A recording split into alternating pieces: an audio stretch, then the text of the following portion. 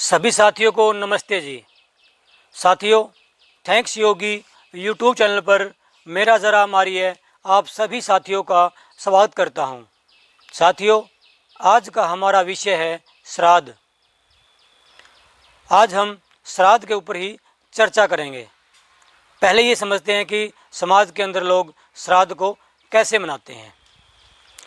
साथियों, क्या करते हैं कि साल में किसी एक विशेष दिन वो थाली सजाते हैं और उस थाली में रोटी के ऊपर हलवा रखकर और अपनी छतों के ऊपर रख देते हैं।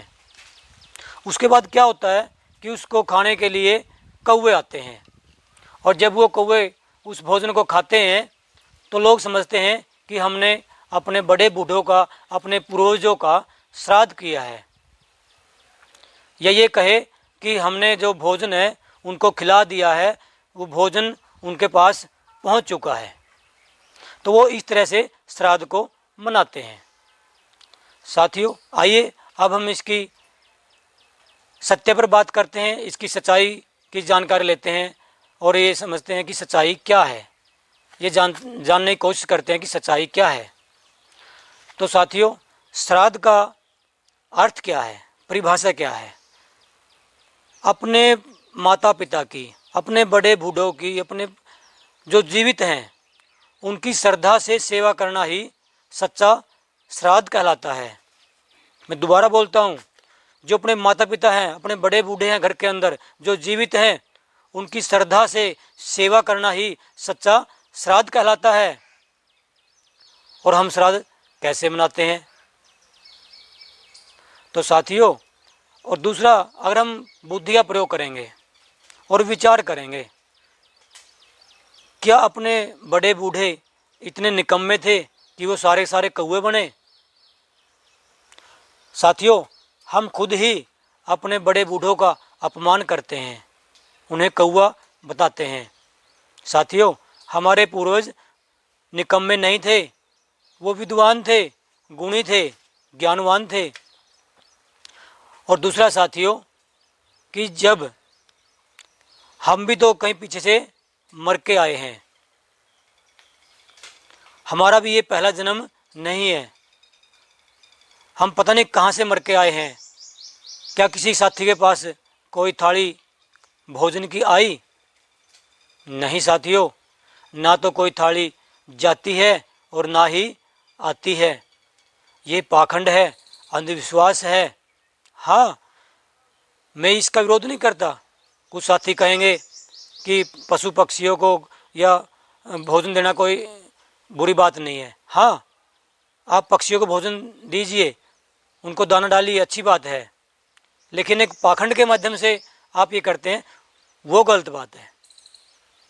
साथियों, मैं दोबारा से बोलता हूँ, ना तो कोई थाली किसी के पास जाती है और ना ही आती है। जब किसी मनुष्य की मृत्यु होती है तो परमात्मा की व्यवस्था से आत्मा एक शरीर छोड़कर दूसरा शरीर धारण कर लेती है। जिसका हम श्राद्ध निकालते हैं वो पता नहीं किसकी गोदी में खेल रहा है, किसके वहाँ उन्होंने किसके घर में उसने जन्म लिया है, कहाँ खेल रहा है वो, और हम उसका श्राद्ध निकालते हैं।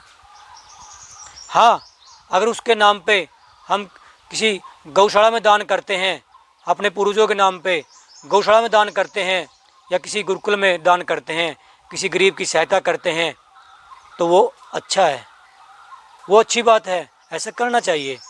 लेकिन जो वो हम पाखंड करते हैं वो अच्छी बात नहीं है।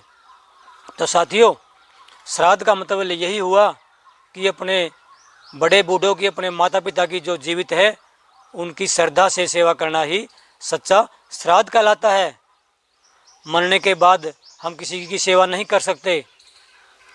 अगर सेवा करनी है, अपने माता पिता की सेवा करनी है, अपने बड़े बूढ़ों की सेवा करनी है, तो उनकी सेवा जीते जी कीजिए। लेकिन समाज में लोग क्या करते हैं, जब वो माता पिता, अपने बड़े बूढ़े जीवित हैं, तब उनके साथ अच्छा व्यवहार नहीं करते और मरने के बाद उनका भंडारा लगाते हैं, टेंट लगाते हैं। तो साथियों, मेरी आपसे अपील है, रिक्वेस्ट है कि ये सब छोड़कर जो अपने जीवित माता पिता है, अपने बड़े बूढ़े हैं, उनकी सेवा करें। जब उनकी हम सेवा करेंगे तो यही सच्चा श्राद्ध है।